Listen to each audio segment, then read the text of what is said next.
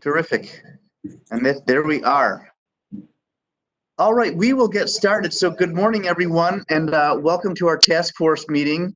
I believe the last time we met was back in February, so which begs the question, what's new? I hope everybody is doing as well as possible under the circumstances. We're going to talk about how the COVID-19 pandemic has affected our work and certainly the community as a whole, and I'll let Maria talk about that in just a couple of minutes. A couple of housekeeping items real quickly though first. First of all, I want to let you know that this meeting is being recorded. I don't anticipate anything terribly controversial being said or shared, but just as a good practice and a courtesy, I want to let you know that it is being recorded. So please be aware of that.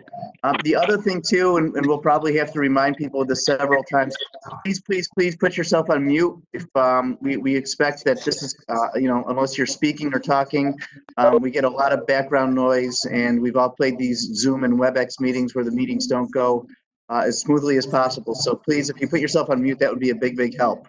The other thing too, we would like to keep track of everybody who is on. So if you could please get into the chat box and just introduce yourself with your name and the organization you're with, that would be very helpful. Go forward with this meeting today. So thank you all very much for joining us. One of the nicest days we've had in a long time, so we appreciate your taking the time to jump on the computer and start a screen and listen to us remotely for a few minutes. Again, this is very important work. Housekeeping. Hopefully everybody is physically isolated but somehow connected, either socially or emotionally or some sort of way with other people. And if you're not aware, there are lots and lots of different groups in the community that get together on a regular basis. Just basically, sometimes it's like nonprofit or CBO support groups to talk about what resources, what challenges, everything that everybody's going through. And I personally find a lot of these very helpful. So if you are finding yourself feeling like you're missing out on things, please reach out. I'll put my email in the chat box. So again, if somebody feels like they're missing something, by all means, please let me know and see who we can connect with. Because as much as we're distant, we also want to be doing this together to the extent possible. I mentioned the COVID-19 pandemic, and if nothing else, it's really helped us focus our work. It's certainly a crisis, and we've shifted and reached what I think Marie Cannon called a pivot point in what Live Well Erie County is doing. I just want to back up real quick. You'll remember when this process started, one of our focuses was really on addressing disparate communities, so African-American communities, low-income, looking at the work through the lens of racial and ethnic disparities. And COVID, if nothing else, has really put that in really sharp focus as we see the impact of the pandemic impacting different communities differently. So Marie Cannon is going to talk about that and give a little bit of an update of what we've been trying to do and how we've been trying to address that, both in the short term and then as we go into the working groups, they'll give you some more specifics about how we're shifting our work and really focusing on the most vulnerable community for both now and in the long term. So that's kind of the agenda for the afternoon. What's going on there? For the morning. And finally, we'll have presentations from Pastor Nicholas and Reverend Pointer. Again, the last time this task force met, we had a presentation from Tim Hogues and Maria White about health disparities, and that's something we want to continue. That's not a check the box. We talked about that at one meeting. It's a continuing theme for all of our work, as it should be. So we are going to continue with that to the extent we possibly can. We've got two terrific guest speakers, very knowledgeable guest speakers who will address that in a bit. So for now, I am going to turn it over to Maria White, the Deputy County Executive, who will bring everyone up to speed on what the county's doing with COVID-19.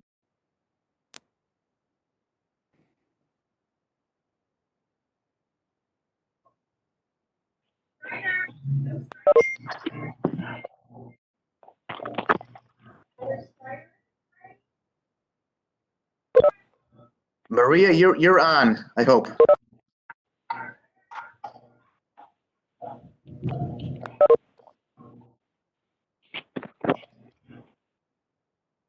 Maria, you're on.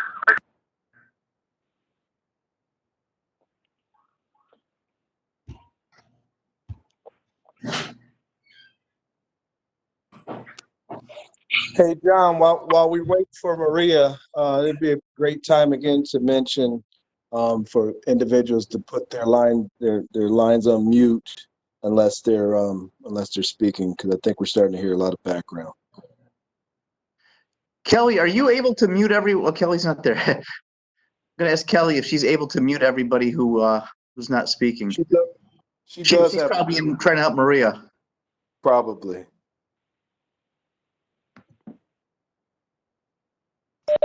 Okay. Hello, everyone. Yes, Maria is having issues with her speaker, but we're just trying to fix it right now. Okay. And I'm not hearing any background noise, so thank you, everyone. Kelly, can you mute everybody except for the speak? Okay. Yeah. So it sounds pretty good right now.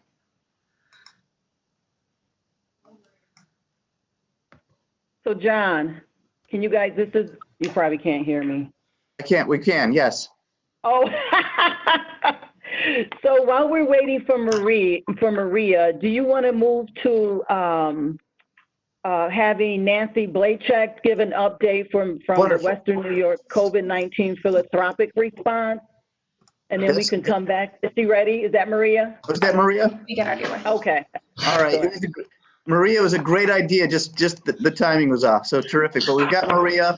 So Maria, it's all yours for the COVID update, and then we will go to Nancy Blachek. Thank you. Good morning, friends. Forgive us for our technical challenges. I just meandered my way down to Kelly's office to do my portion of the meeting from her office. In any case, please, on behalf of the administration, I want to thank you all for the work that you are doing every day to help so many people in need in our community. And just as John said, Live Well Erie is important now more than ever. And although we face challenges in doing the work that is the mission of Live Well Erie, we must not be deterred, because the work that is Live Well Erie is just more important than ever before. My simple objective for my portion of the meeting this morning is just to share with you kind of an overall perspective of how the county is faring in the COVID crisis. The county executive, as you may know, has done sort of regular briefings, usually on Monday, Wednesdays, and Fridays every day. And I do encourage you to tune in at 2:30 those days to listen to him live, or to visit the county's website to hear his a recap of his presentation. In any case, Erie County has approximately 5,000 total positive cases at this point. Since the state of emergency was declared back in March, we have approximately 450 individuals who have sadly passed away. As of May 18th, we had 182 individuals who were admitted to Erie County hospitals, and 45 of them were in the ICU, 33 of which had an airway assist. And I just want to take a minute and click on this map and share this with you. This really is a do we need to go backwards? The link wasn't working. Okay. Just bear with us, friends. I'm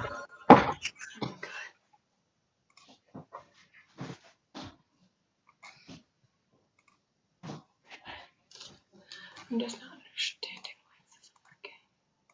I think there's just too much going on my.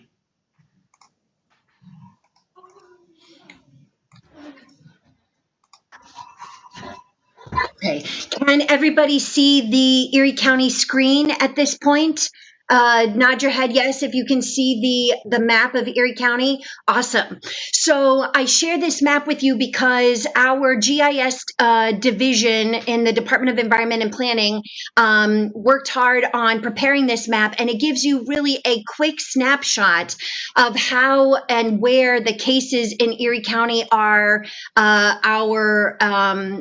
really unfolding. And the very individual lines here, if you click on zip codes, then you can see specifically how different zip codes in the county are doing by comparison. So we know that we have hotspots in a number of highly densely populated communities in the county, as well as a number of communities where we have some nursing homes. And I share this with you because this kind of speaks to the health disparities that we have been talking about as part of our Live Well Erie work.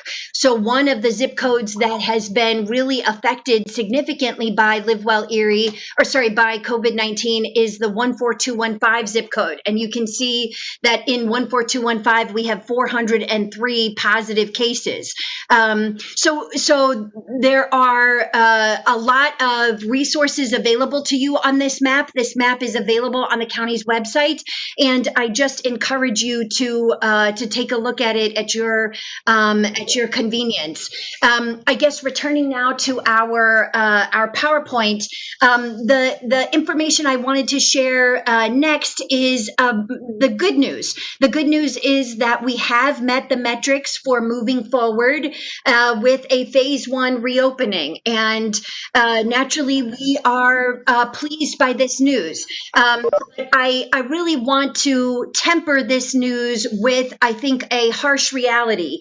So although I reported that we have, approximately 5,000 positive cases in Erie County with just over 450 deaths in Erie County, I want to starkly contrast that with Cayuga County in Ohio and Allegheny County in Pittsburgh, Pennsylvania. So Cayuga County is where Cleveland is. In Cayuga County, there are 3,400 positive cases as of May 18th, with only 175 deaths. And in Allegheny County, where Pittsburgh is, there was only 1,641 cases with just 143 deaths. Why share that information with you? In those communities, they have a population greater than Erie County of approximately 300,000 individuals. So their counties are, roughly 1.2 million, 1.3 million. In Erie County, we have approximately 930,000 residents. But I share that with you because in those communities, they did sort of lock down sooner and with stricter restrictions than we did in New York State. And I think it's important to note that as we move forward with a reopening phase, it's important to recognize how those restrictions made a tangible difference in the lives of people in those communities. So, it is the expectation, according to New York State, that Erie County or that all of the communities, all of the regions in the state, as you recall, New York State did this by region rather than by county specifically. But in the Western New York region, the expectation is that we will maintain the decrease in hospitalizations and deaths, that we will maintain the high level of testing capacity that we have finally achieved, that we will maintain a high level of contact tracing so that for every new case that has been identified, we are aggressively contact tracing all of the individuals who may have come into contact with the COVID positive individual and asking them to quarantine or self-isolate. So our ability to advance through the phases depends on our ability to maintain those metrics. And if we compare ourselves to Allegheny County and Cayuga County, then we know that this is something we can do. We can wear masks. We can socially distance. We can try to reconfigure and innovate around how we do business such that we do it in this electronic fashion and maintain the safety and security of our community, particularly those that are most vulnerable. So that's really the bulk of my presentation, Marie and John. I shared this last slide with you because I want you to just have this website to take a look at. the business reopening lookup tool for New York Forward. As most of you are in the nonprofit community, nonprofits are sort of included as part of the different phases of reopening, whether you're part of the service sector or part of the professional service sector. So there are a lot of important resources there, also a lot of important resources on the county's website. And as the crisis continues to unfold, we want to make sure those resources are available to you. Thank you so much, everybody. And back to you, John and Marie. Thank you, Maria. So at this time, we would like to introduce Nancy Blachak. She has been helping to lead the Western New York COVID-19 philanthropic response, and she will give us an update. Thanks a lot, Marie, and good morning to all of you. I just want to, as Maria did, congratulate all of you on the extraordinary work that you're doing since this pandemic has hit the world. I see a lot of familiar names and faces on the call. Some of you know me as the person who was the CEO at the American Red Cross for a lot of years, and I've been retired and doing consulting work, and I was asked to work with the COVID-19 Fund when it was stood up by a collaborative group of funders, and it started in mid-March. Initially, it was thought that the fund was going to raise about $2 million. I'm pleased to tell you that as of the report that we got yesterday, $7.2 million has been raised by a collaboration of funders across the 8 counties of Western New York, led by the Community Foundation for Greater Buffalo, the Ralph Wilson Foundation, the Health Foundation Tower, Western New York Foundation, a bunch of other funders, both charitable foundations. OSHI is included in that group as well, and also corporate fundraisers. And the public fundraising piece of this was stood up by the United Way of Buffalo and Erie County. So far, we have distributed $5.5 million to 109 agencies. And we are about to make the phase 3 funding decisions actually just later this morning, which we believe will distribute nearly another $1 million to another 47 organizations. So the focus of the grants have been on emergency needs in response to the COVID-19 crisis. This was an invitation-only grant opportunities. The funders that threw the money into the fund came up with the original list of agencies and then continued to add agencies to the second and third phases of our funding invitations. We created a very simple grant making process, real simple application. All of the grant awards and everything were done electronically as possible. And that's really an extraordinary amount of money to think that we've given away, oh goodness, it'll be $6.5 million in 8 weeks is pretty fast. And the idea is that we wanted to get money into the hands of agencies that were doing frontline work, impacting people that have been affected by the COVID-19 crisis. We did not attempt in any way, shape, or form to replace lost revenue. We know that agencies have canceled spring fundraisers. Some of you work on performance-based contracts and you're not going to get paid. And we know that most agencies expect severe cutbacks in county and state contracts going forward. And there's no way that, $7 million plus is going to replace what is potentially going to be lost. So the fund focused on increased need in the following areas: food insecurity, homelessness, personal protective equipment, which hardly none of us knew anything about before this whole deal started, hazard pay for agency employees, emergency child care, and technology. Many of you had the need to do telemedicine, and then, of course, in the area of education. So here are the issues that have emerged. Of course, the adverse impact the virus is having on people of color. Food insecurity has been a big deal. Homelessness and, not only new homeless people, but also the decrease in homeless capacity by the traditional providers because of social distancing requirements. The stress that this has had on your clients and the fragile nature of your clients, mental health issues, agency worker burnout, and then, as I mentioned, of course, down the road, state and county budget cuts. So the other thing that the fund put together was a micro grant program that is providing grants, small grants, to community-based organizations, block clubs, faith-based organizations across the 8 counties. We wanted to be sure that the funding was widely distributed across the 8 counties, that we got, there's a lot of neighborhood groups that are doing work. So microgrant programs were established in each one of the 8 counties of Western New York.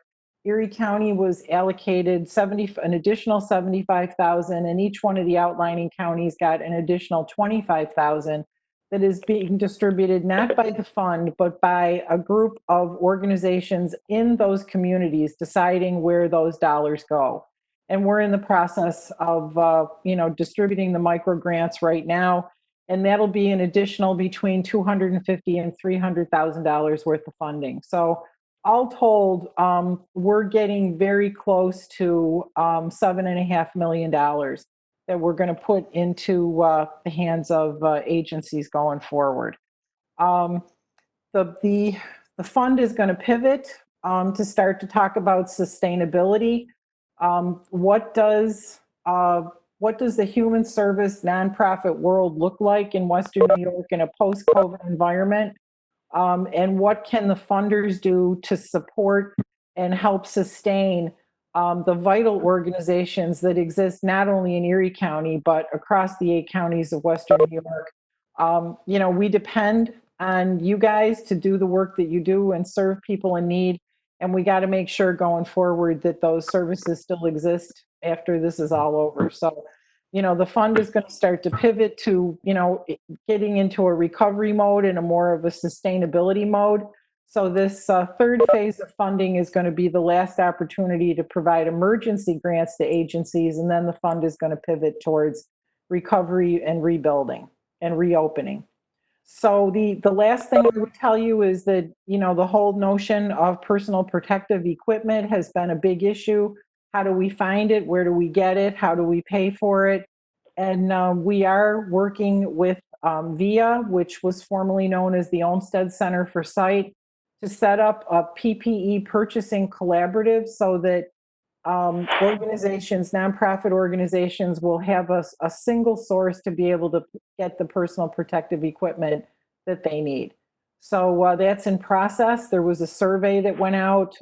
Many of you responded to that survey, and we're in the process of standing up this purchasing collaborative at VIA so that you'll all have easy access and reasonably priced access to PPE so that you're not getting ripped off by scam artists, and you don't have to scurry to try and find the equipment that you need for your staff and your clients.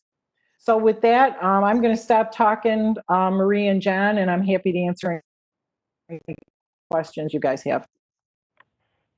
Thank you, Nancy. So I did put it in the chat box. If you had any questions for Nancy, just put it in the chat box.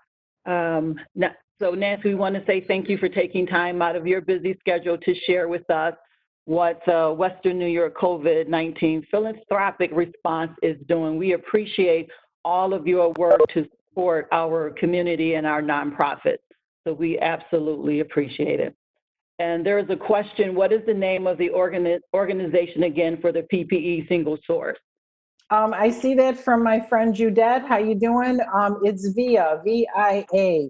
It was formerly known as the Olmsted Center for Sight, formerly known as the Blind Association, and that's on Main Street in Buffalo. We're not quite ready to go with this yet. When it's ready, we'll certainly let you guys know. But that the standing up of the PPE purchasing is underway. Okay, thank you, Nancy.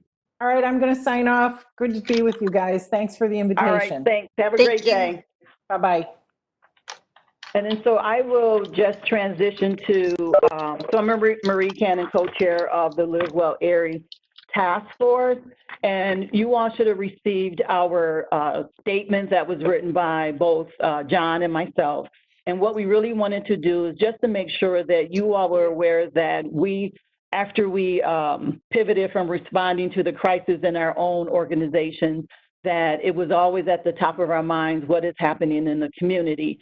And so the part of the statement, and you can read the total statement on our website, but it is just to highlight that COVID-19 does not discriminate. No member of our community, regardless of race, gender, or income, is immune from the disease.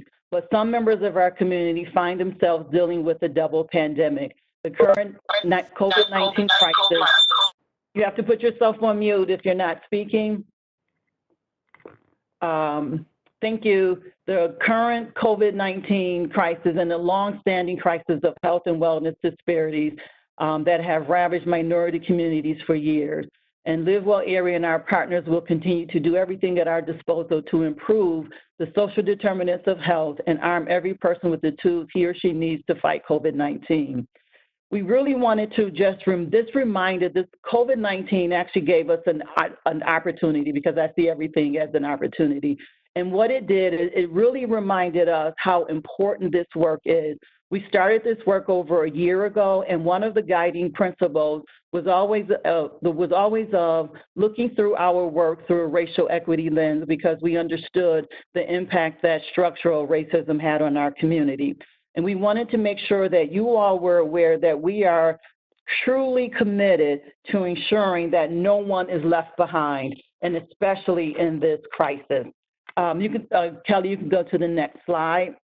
And what happened for us, and as for many of you have already said, that the COVID-19 became glaringly clear about the impact of disparities for communities of color and for rural communities, because this became a pivot point. So we were already in discussion about, we have strategies, we have goals, we have the groups, we were working on a number of things. The groups have been meeting and doing phenomenal work. And what we asked them to do was to really take a hard, intentional pivot of addressing the racial and the health and the social determinants of health, and then could we coalesce around some of the strategies that we've already been working on that will help us make a difference through this pandemic and after, so that when you hear some of the work of the working groups and how they were able to pivot, it really was around to this sense of, we knew that there were disparities. Now we're at a place where nobody can even dispute any of the disparities. And then we saw in the news, and we saw in what's happening in health and housing, the economic situations of folks in poor and communities of color and rural communities, the education disparities, because the school went online, but if families don't have access to the internet, if they don't have laptops at home. So the idea of this digital divide became even more clear. So for us, it was really a clarion call that we really wanted to highlight and focus and really do a hard pivot point, a pivot turn to addressing the racial and the health disparities. So that's the pivot for us. So everything that we're thinking about is through the lens of racial equity and access for all members of our community around all of the social determinants of health. The next slide, please. So what have we done in response to that? So all of us are managing in a crisis situation. And as the information came out around the 14215, which our Deputy County Executive Maria already talked about, we asked ourselves, what could we do as a community, as this Live Well entity that is designed to leave no one behind? So Maria White actually worked tirelessly behind the scenes to help set up the Leroy Coles library testing in the 14215 area. Then I worked with the Community Health Center of Buffalo with Dr. Lavan Ansari, Faith Bible Tabernacle Church and the University District Councilperson Rashid Wyatt to set up a testing again in 14215 and to provide the mask and the PPE. And we were able to support those endeavors from Live Well Erie. We also worked very closely with Restoration Society to ensure that the homeless population had shelter, and we were able to help put up 2 pop-up shelters, one at ECC and one at Holy Cross Center, and they're housing about, I think, 125 people a night. So my staff worked tirelessly to be able to support that. And then we held a call for faith leaders, and there were a couple questions that we asked. We were talking about what is it that they need and what were they doing to operate and support during this pandemic. And one of the pastors was actually working on a food delivery for older adults, specifically on the east side. And we were able to facilitate financial support for that organization, where they got some additional dollars to expand their work. And the other piece that they did was, so for any older adult who was not receiving SNAP, which is food stamps, that they would actually help them fill out the application. Then we also were able to facilitate financial support for My Place Home, which is an emergency shelter for women and children, because they were one of the ones who continued to have their full capacity as best as they could, and they were willing to place people who had some challenges. So those are the things that we have been able to achieve even during a pandemic, and I'm actually quite proud of that as all of us were managing through a crisis, that Live Well Erie was able to support a number of projects that really would impact our total community. That is our update for that. And then the next slide, we will ask our work groups to report out. So if Jackie Hall and Amy Neary, who's ever going to present, can give us an update from Every Child Deserves a Chance to Succeed. Thank you, Marie. Good morning, everyone. Unfortunately, Amy Neary was unable to join us today, so I just want to, I'll be your presenter. So the Children's Working Group has been working extremely hard prior to the pandemic and after the pandemic. Prior to the pandemic, we spent a lot of work reviewing the goals of the Every Child Deserves a Chance to Succeed and discussing which indicators aligned with the goals that the group wanted to pursue. And then the next step was planning those strategies. So March 20th, we were supposed to have our meeting to further discuss our asset inventory. However, that was canceled due to the pandemic. Our next 2 meetings in April and May spent much of our activities trying to check in with our members and their pulse of where they are currently at in the community, what are they able to provide in terms of membership, leadership to our working group, knowing that COVID-19 has altered their organizations or their ability to participate within our work group. So we actually administered a survey to check their pulse and to see where do they want to move next in terms of the work that we were working on previously. Based on the survey results, the #1 indicator that was identified was improving services by implementing evidence-based models, including trauma-informed care and strengthening families. So in order for us to do that, as Marie had previously discussed, we had to take a really hard pivot in identifying what are some of the strategies we were going to do in order to achieve that indicator. So we actually had a discussion around COVID-19 and the different health disparities within communities of color and rural communities, and what that actually looked like. So we did have several presentations. One to have updated data on what the indicators in our communities look like by Dr. Alan DeMerico from Buffalo State College, where he actually went through each one of our goals and indicators to provide us with some updated data, which nicely aligned with where we're currently at in our current situation with COVID, knowing that there are social determinants of health and racial inequality, racial inequities that contributed to many of the health disparities in our communities. From there, we needed to figure out what were our call to actions for our community, for our partners were going to be. So we had presentations by Dr. Kuo regarding early childhood initiatives and Reverend Pointer from the African American Health Equity Task Force. We have meetings moving forward tomorrow to discuss with our partners around funding, advocacy, membership, and outreach, and which one of these areas they may be able to assist Dr. Kuo and Reverend Pointer in achieving any of the initiatives that they have that, again, will align with improving services by implementing their evidence-based models. So our next steps are to review our asset inventory and working with our subgroups around those call to action strategies. Thank you. Thank you, Jackie. And so we would ask that, I know Karen King and Christy isn't able to join us, but Karen King, would you give us an update on Empowering Working Families Work Group?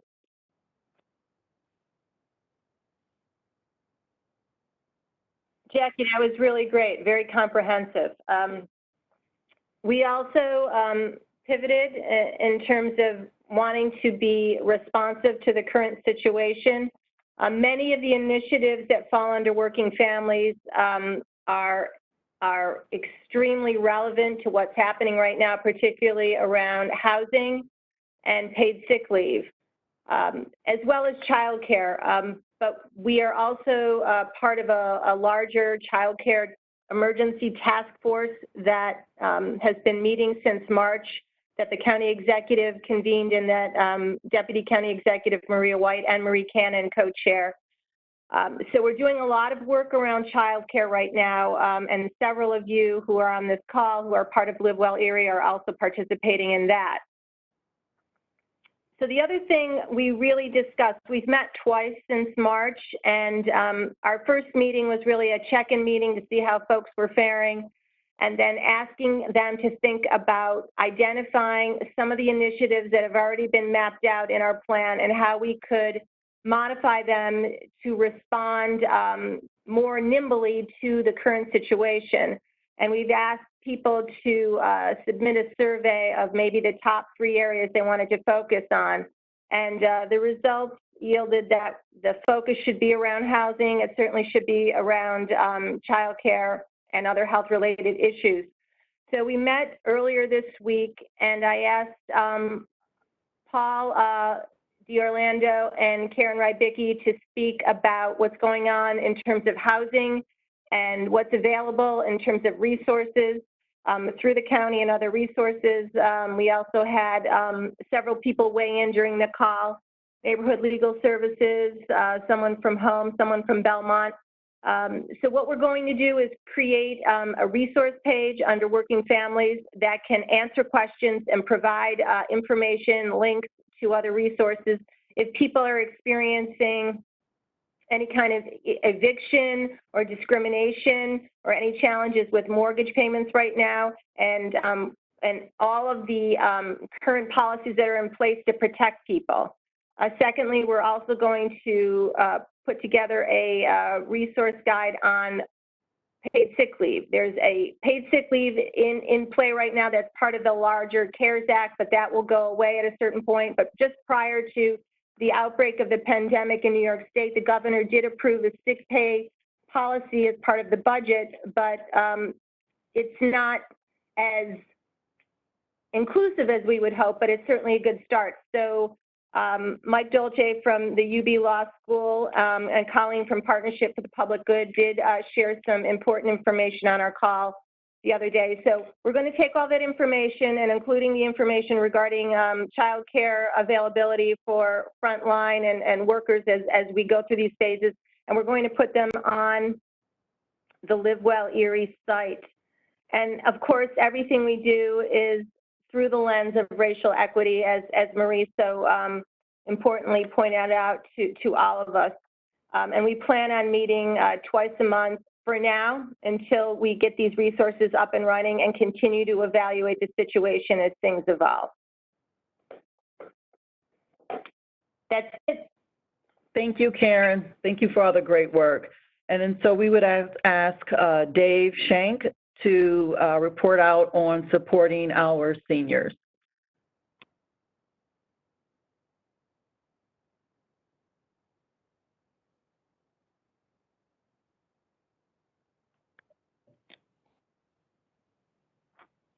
Dave, are you on, or Karen Nicholson? Hi, everyone. This is Karen. Can you hear me? Yes. Hi, everyone. I know Dave is on the phone. He might just be having a hard time. Is he muted, maybe?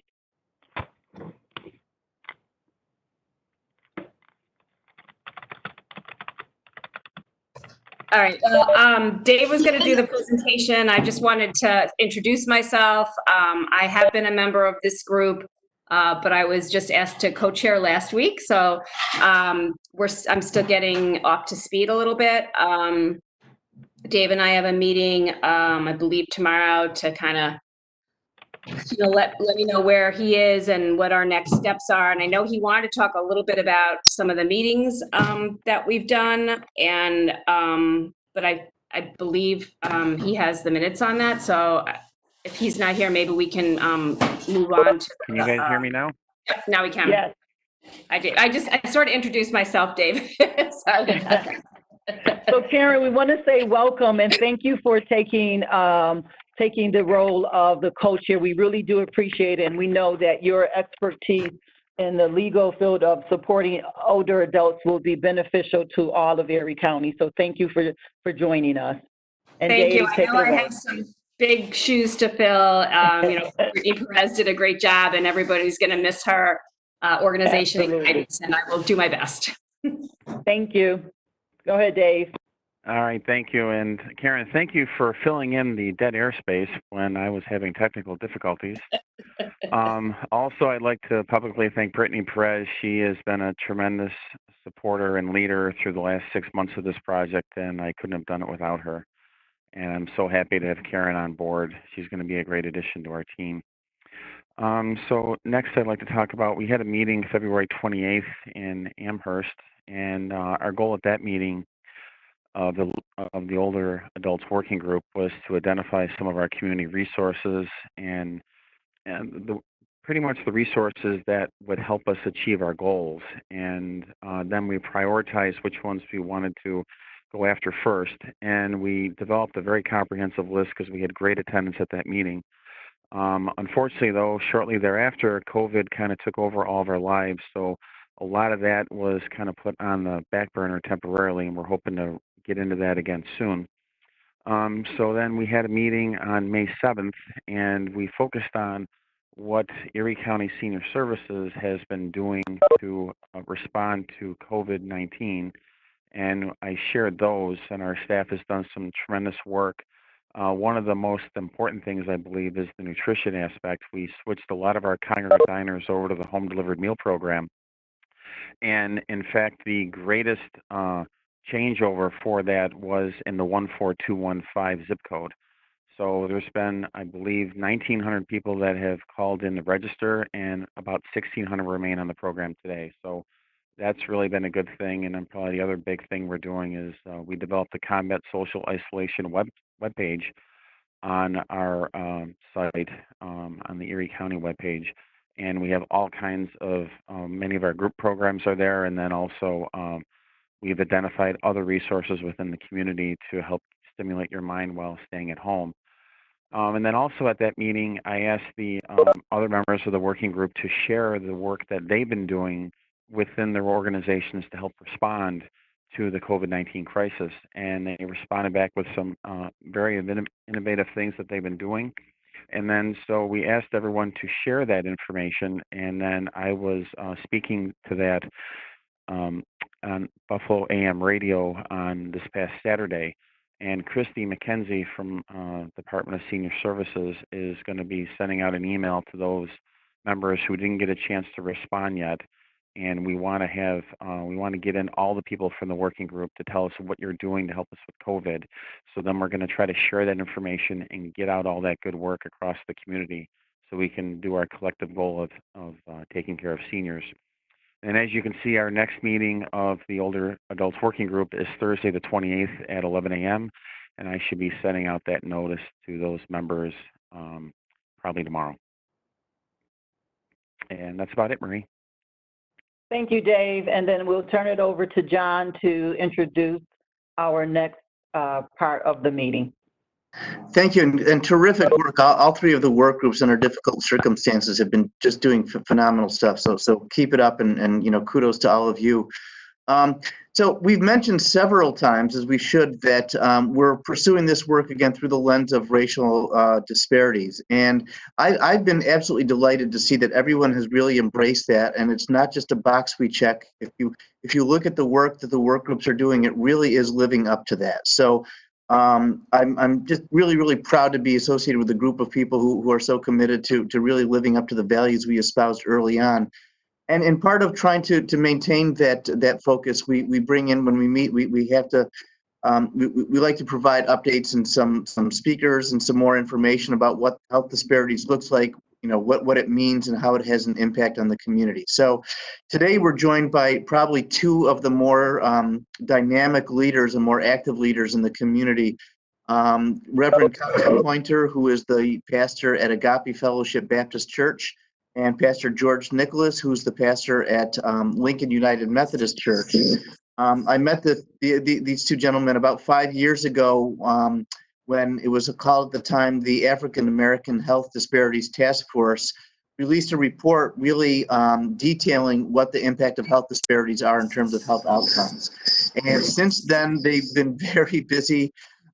Very busy. I don't know how they maintain their day jobs, but some of the things that have come out of their work right away include the creation of the African American Health Equity Task Force, a slightly different name, the Buffalo Center for Health Equity, and the University at Buffalo has really kind of at warp speed for a university created the Community Health Equity Research Institute. So there is a lot of terrific energy, a lot of conversation, and a lot of focus on these efforts, and that's due really in large part to Pastor Nicholas and Reverend Pointer. So without further ado, I'll turn it. I'm not sure who's going to speak first, but Pastor Nicholas and Reverend Pointer, you have the mic.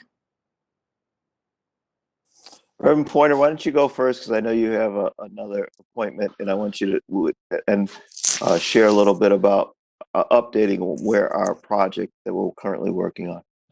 All right. Thank you, Pastor Nicholas. Thank you, John, for such a liberal and gifted introduction.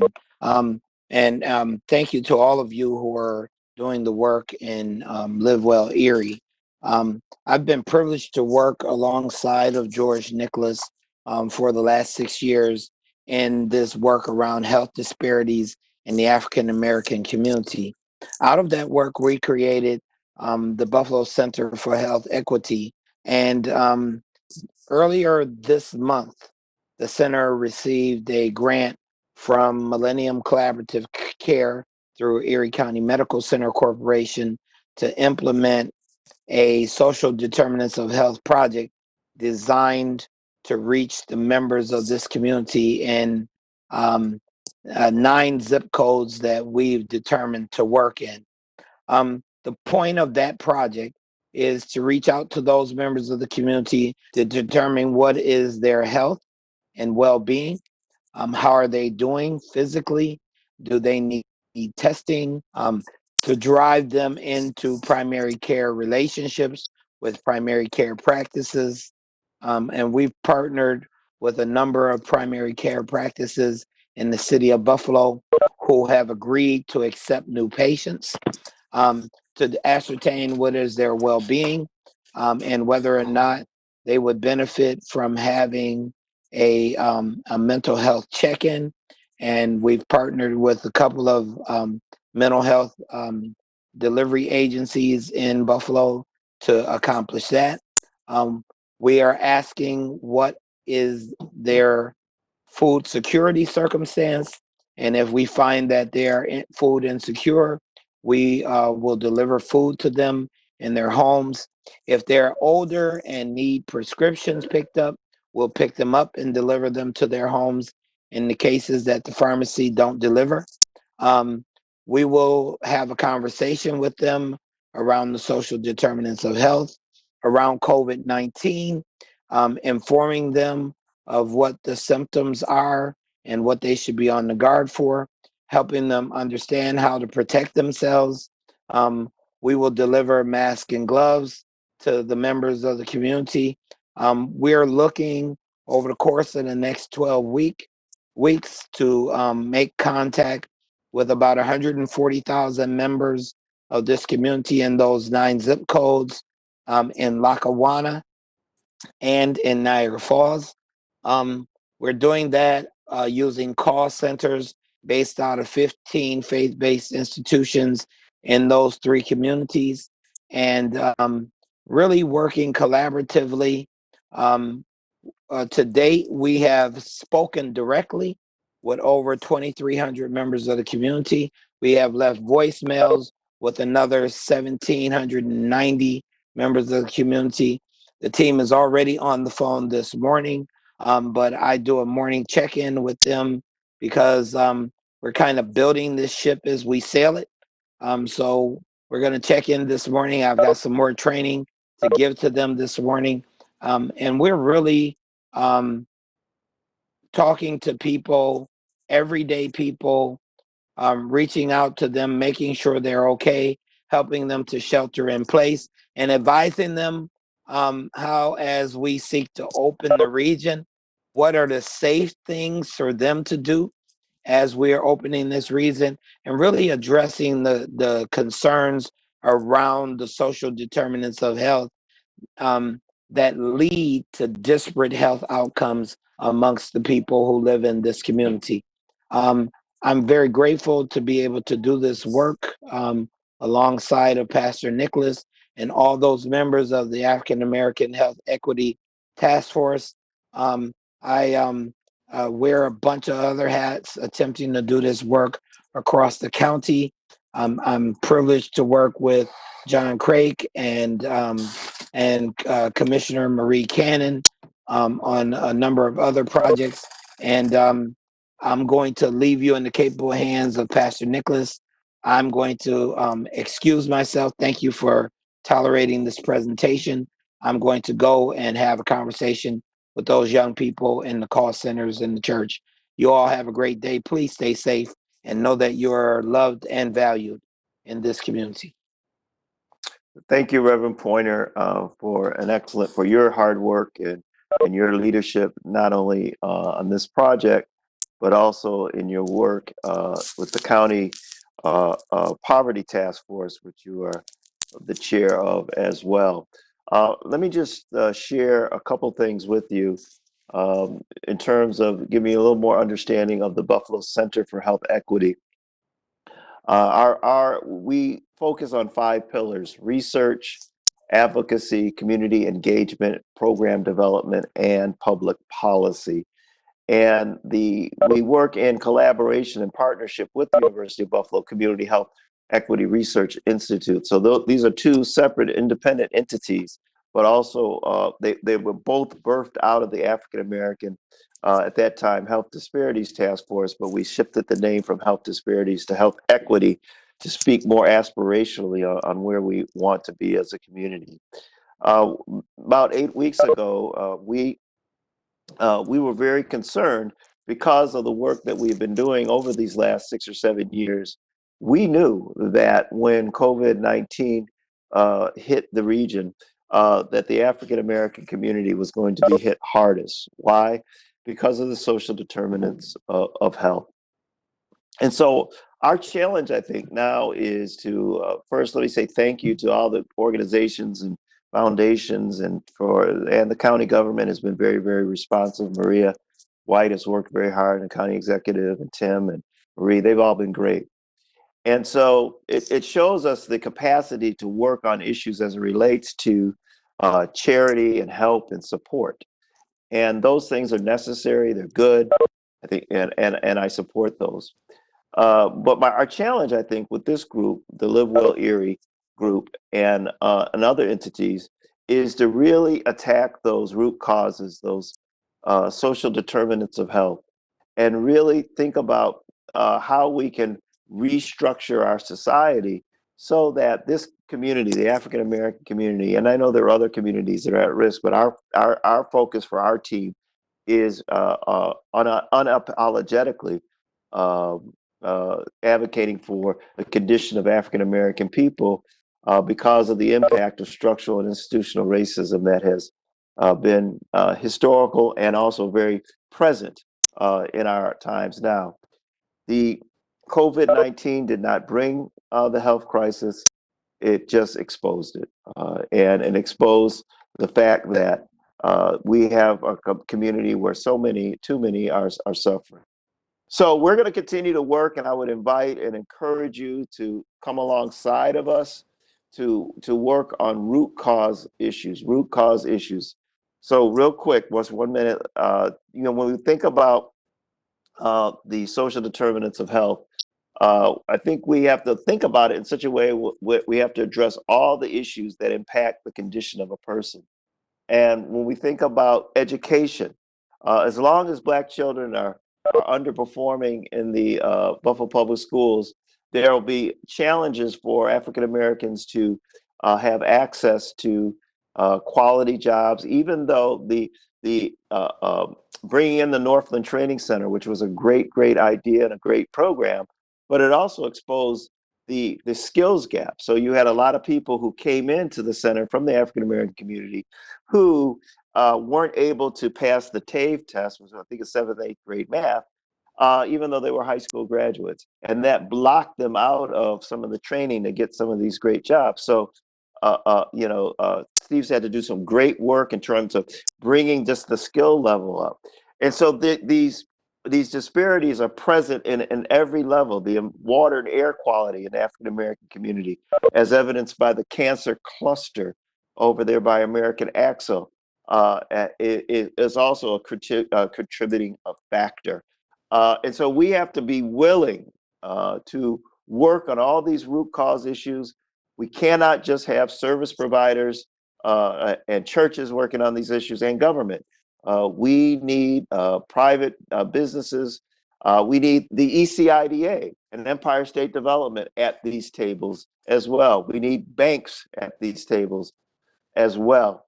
So because the economic disparities also contribute to the health disparities, and you guys all know about those issues. So we're committed to work alongside of you. Population Health Collaborative has been a great partner. Many of you on this call have been great partners to our work, and let me say thank you, and I appreciate that. But my mind is already thinking about the work that we got to do post COVID-19, and that's continually working at the root causes, the systemic issues that create these completely unacceptable conditions that have put so many people at risk during this pandemic. So at that, I'll stop because I know you guys have a full agenda, and I know that we really wanted to just share with you what we're doing currently. We're not really set up to kind of do these kind of projects. We're not trying to set up a service delivery system. You guys are doing a great job of that. We're more focused on those 5 pillars, as I talked about: research, advocacy, community engagement, program development, and public policy, restructuring our society so that we don't have all these health inequalities. So John, thank you so much for giving me this opportunity. And if anybody has any questions, I'll be happy to answer those for you. Yep, and you are at the end of the agenda, so we have whatever remaining time we have for people to ask questions. So please, there you go. Thank you, Kelly. If you have any questions for Pastor Nicholas, or I guess anyone who's presented at this point, we can kind of recap. I just want to let you know too that we will be able to put, Kelly, I'm looking at you, so hopefully you nod. We will post the PowerPoint on the Live Well Erie website and and this recording. Is that right? Great, thank you, Kelly. Yeah. Great question. You know what, Pastor Nicholas, could you please just recite those 5 pillars again? Sir, I'll cite them and then post them. research, Yep. advocacy, community engagement, program development, and public policy. Research, advocacy, community engagement, program development, and public policy. Thank you. There you go.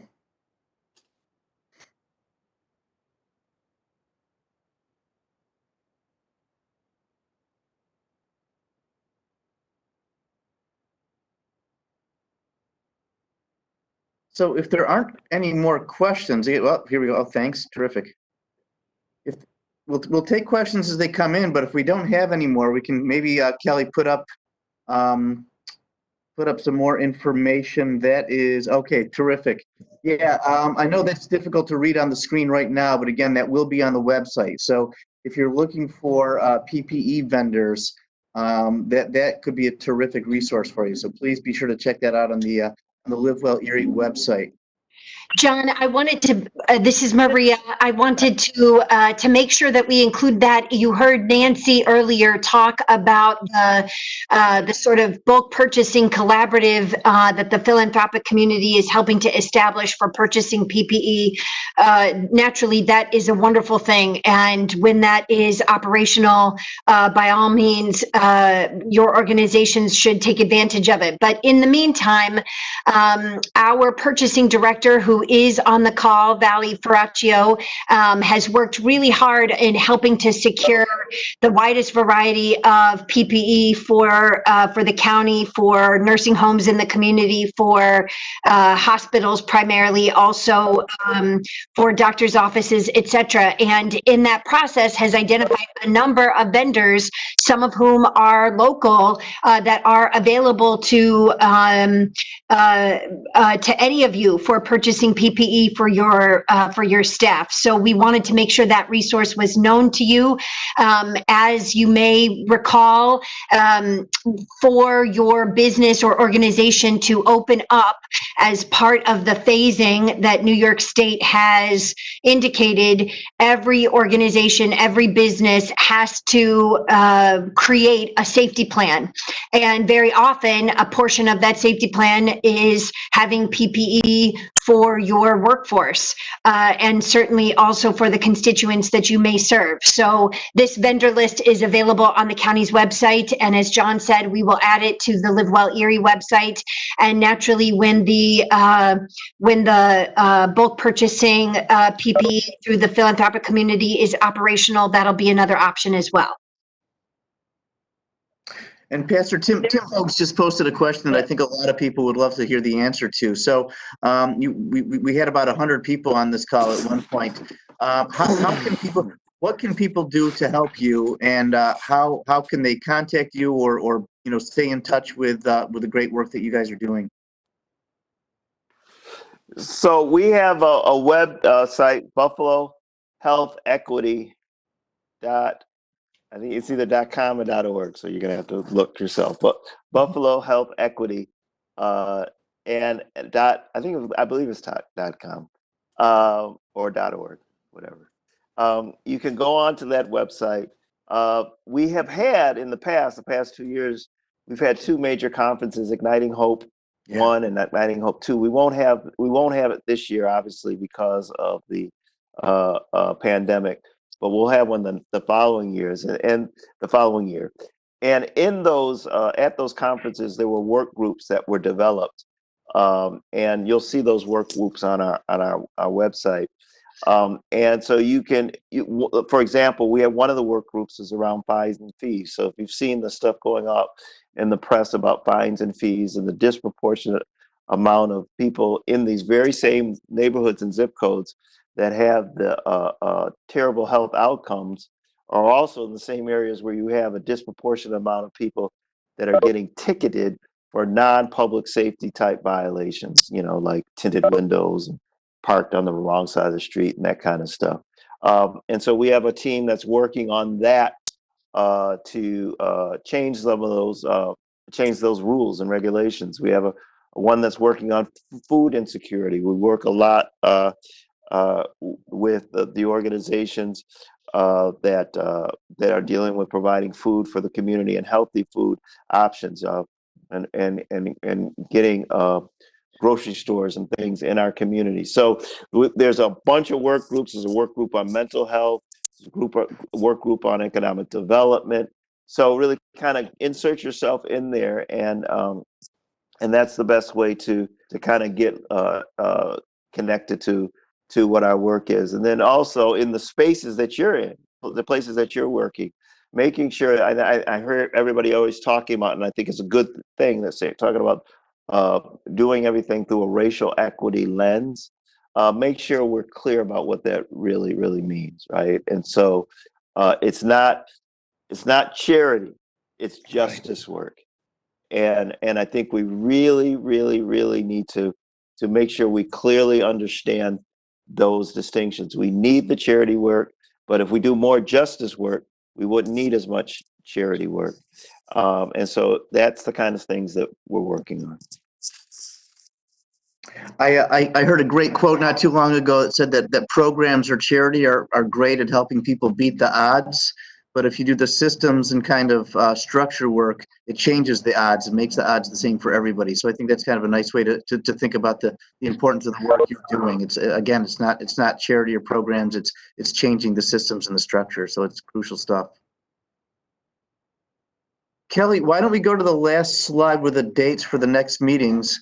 Again, this will be publicly posted, but there you go, August 20th, knock on wood, fingers crossed, maybe we can actually get together and do that in person.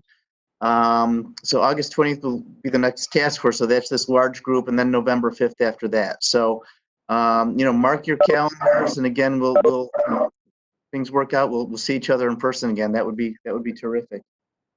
John, this is Maria. Can I just add one other thing? So much of our work, it's sort of grounded in our localness, if that's a word. But we have benefited a great deal from learning about the Live Well San Diego effort.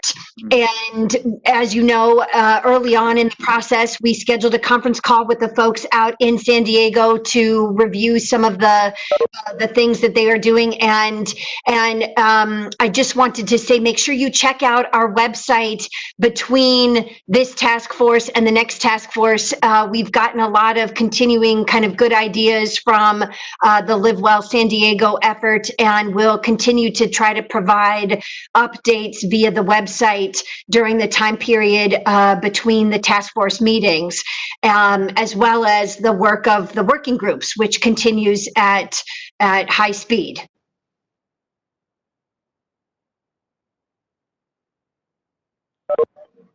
Anything else, anybody? Marie Cannon, anything?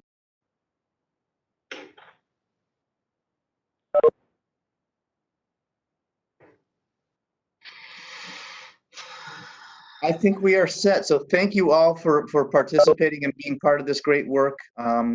Stay healthy, take all the precautions, and we look forward to seeing you and working with you in the weeks and months to come. Thank you, John. All right.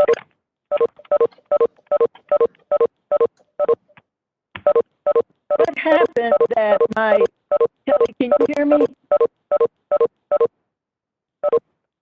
Now we can hear you, Marie. Huh? Now we can hear you. What happens that I get cut off?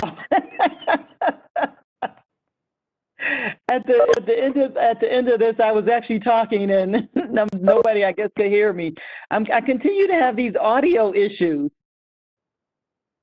And Hannah, I'm not muting myself. I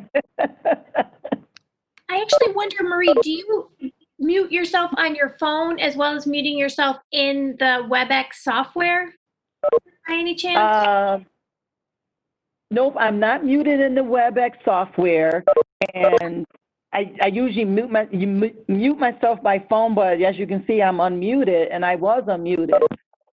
Well, you know what? We should play with this the next time we're in the office together from a 6-foot distance. We should try to play with this, see if we can figure it out.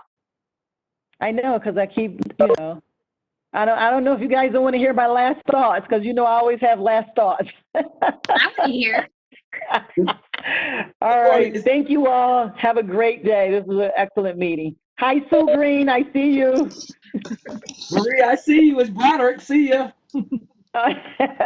Bye, Maria. Bye, guys. Take care. Bye, Maria, Kelly, Jackie.